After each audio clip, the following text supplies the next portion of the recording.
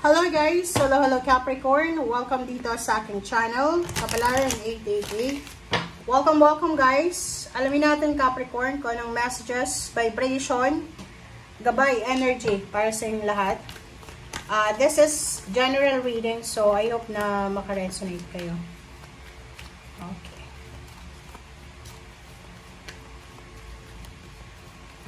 Capricorn. Oh, sorry. Nakikita nyo ba guys? Yung pagbalasa ko. Hindi nyo nakikita. Ang layo kasi ng camera eh. Okay. Capricorn.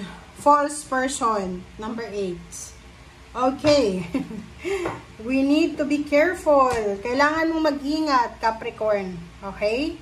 Kinakailangan mong mag-ingat sa linggong ito kasi hindi ko alam kung ano yung gagawin mo. Maybe there's collaboration, business collaboration, ano ba, basta mag-iingat ka sa linggong ito because merong mga tao dyan sa paligid mo na fake sila.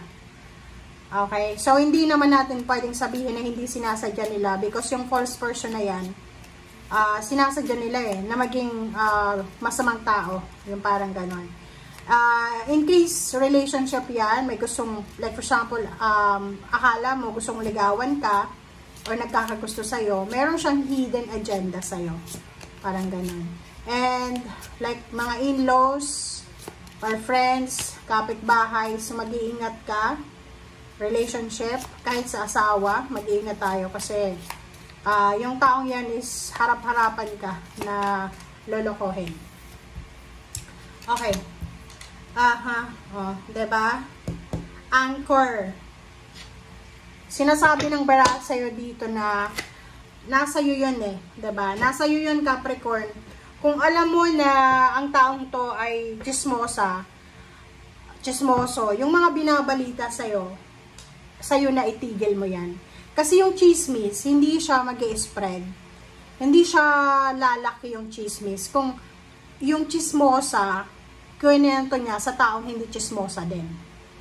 Pero kasi pag kwento ng chismosa sa chismosa din, gano'n, lalaki yung chismis. Pero kung tumigil na yan mismo sa'yo, wala nang chismis na maririnig pa. So, sinasabi dito na 88 siya eh. Maybe this is all about money. Maybe may isang tao kang kakilala na sinisiraan ka about money or about relationship. Mag-iingat ka. Okay, kasi yung taong yan is para siyang para siyang, hindi siya natatakot eh, yung taong yan. Maybe this is Virgo in Aries, or Libra. Hindi yan natatakot eh, or maybe Leo. Hindi siya natatakot eh. Parang wala siyang pakialam kung, kasi fake nga siya eh. Parang hindi siya nakokonsensya. Yun, yung tamang word dito. Hindi siya nakokonsensya. Yung parang feeling niya, okay lang mang-chismis, okay lang manira ng tao, okay lang makasakit ng tao. And sinasabi ng baraha dito na sa pamamagitan mo, pwedeng matigil yung fake na tao na yan. Or, kasi anchor siya, kung sino man ito Capricorn na nanluloko sa'yo, nang-scam sa'yo, or kung sino man itong taong to na masamang tao talaga siya, matitigil ito sa linggong ito. Okay? Yung parang yung universe ay gagawa siya ng paraan para matigil ito. Kung ano man nakasinungalingan ang nangyayari. Okay? Okay, accelerated motion, sacrifice, wow, destiny, and base chakra. Sa ilalim mo dito is throat chakra. Diba? Kasi parang ang nakikita ko, alam mo na niloloko ka, or alam mo na yung taong to sinungaling, chismoso, pero parang bingi, pipi ka. Yung parang, alam mo na masama yung ginagawa niya, tinotolerate mo siguro, or maybe wala kang pakialam. But this week, nakikita ko, kasi may throat chakra, naka-upright siya, siguro this week, babarahin mo to na taong to. Lalo na yung chismosa. Like, halimbawa, sa chat, magsisend sa'yo ng message, alam mo si ganyan.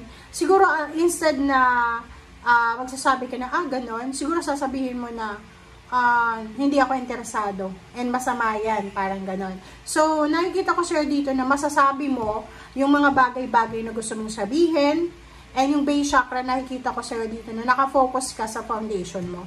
Nakafocus ka sa kung ano yung importanteng prioridad mo sa ngayon. Yung priority mo ba? Wala kang oras para sa ibang tao. Okay. Accelerated motion. Isang good news, napakabilis ng balita, napakabilis ng communication ang darating sa'yo. And this is parang naka-destiny talaga siya. Kumbaga, mangyayari siya sa ayaw at sa gusto mo, sa ayaw at sa gusto ng mga tao sa paligid mo. And kailangan mo mag-sacrifice dito. So, maybe this is international travel. Kailangan mong ma-homesick. Kailangan mo labanan yung tukso ng homesickness. Or maybe this is a job offer. Or kung ano man, basta mabilis siyang balita. Mabilis na offer, mabilis ang balita. Na naka-destiny talaga siya sa buhay mo. And para makuha mo to, or para gawin mo siya, may kailangan kang i-give up. May kailangan kang, kumbaga, iwaksi muna.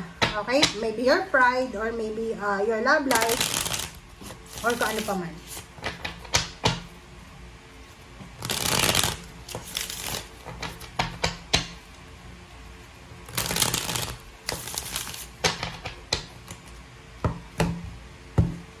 Okay, Capricorn.